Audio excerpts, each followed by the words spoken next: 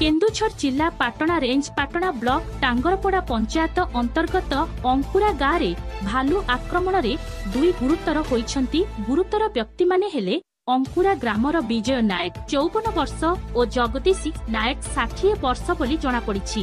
सूचना अनुसार आज सकाळे अंकुरा ग्रामर विजय नायक गाँ पाखरे थिबा एक बंधकु शौच हेबा पई जाइथिबा बेले सेही समय रे एक गाँर भालुटी हुडीरु बाहरी आसी विजय नायकंको आक्रमण करिथिबा बेले सेही समय रे जगदीश धान अमल पई हळारे पतळी करुथिबा समय रे तांकु मध्य एही गाँर भालुटी आक्रमण करिथिला। स्थानीय लोकमाने देखि 2 जनंकु उद्धार करी ऑटो जोगे पाटना गोष्ठी स्वास्थ्य केन्द्र रे भर्ती करिथिले। सेठारे विजय नायकंको गोड़ मुंड हातरे आघात लागिथिबा बेले जगदीशंको बाम गोड़रे खंडिया करि देइथिबा देखिबाकू मिलिछि। खबर पाई घटनास्थल रे पाटना रेंजर वन बिहारी सरदार पहुंची 2 जनंकु चिकित्सा जोगाई दियाजिबो बोली कहिसंती।